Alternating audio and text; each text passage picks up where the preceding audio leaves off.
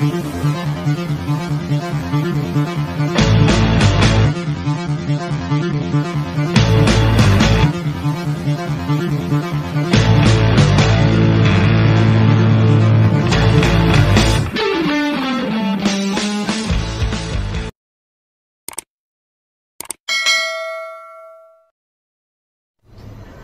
पृथ्वी पर अनेक प्रकार के जीव जंतु हैं। मनुष्य उन सभी जीवों में सर्वश्रेष्ठ इसलिए है क्योंकि उसके पास तन मन के अतिरिक्त मनन की भी शक्ति है, जबकि अन्य जीवों के पास तन मन तो है पर मनन की क्षमता नहीं है। मनुष्य ही अच्छे बुरे में फर्क करना और उसके परिणामों के बारे में जान सकता है, समझ सकता है। अच्छा कर्म करेगा तो वह सिर उठाकर जीवन जिएगा, उसका आत्मबल सशक्त होगा और किसी से आंख मिलाकर बात कर सकता है, क्योंकि गलत कामों में लिप्त व्यक्ति का आत्मविश्वास सबसे पहले कमजोर होता है। वह अपनी गलतियों को छुपाने में ही लगा रहता है। संसार में सभी मनुष्यों की संरचना एक जैसी होती है। थोड़ा बहुत रंग रूप आदि छोड़ दिए जाएं तो सभी के जीने का तरीके भी एक जैसा ही रहता है। सभी जीने के लिए प्रकृति से ऑक्सीजन लेते हैं, भोजन के लिए आहार लेते हैं, प्यास बुझाने के लिए जल पीते हैं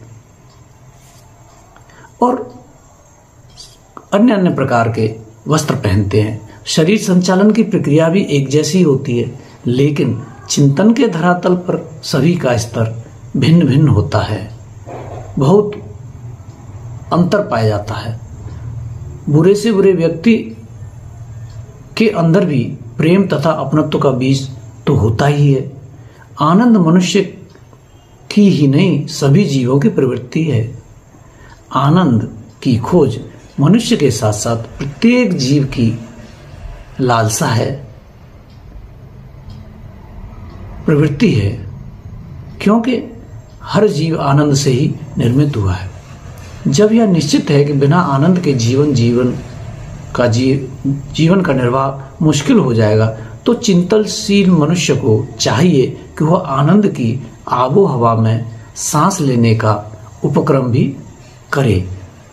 इसके लिए खुद या अपने परिजनों के आनंद और सुख के लिए जो भाव मन में रखता है उसका विस्तार करे, उसका निर्माण करे।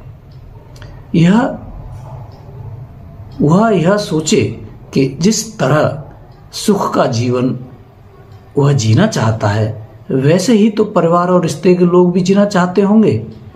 इस तरह वह देखेगा कि अभी तक उसका जो संकीर्ण मन था, जो विचार था और जिस तरह का जीवन जी रहा था, उसमें कितना बदलाव आ गया। इसी प्रकार व्यक्ति दूसरों की खुशी का इत्र लगाएगा तो उसकी भी अंगुलियां सुगंधित हो जाएंगी, स्वयं भी उसकी महक को महसूस कर सकता है। इसलिए आनंद ही जीवन का मुख्य लक्ष्य होना चाहिए।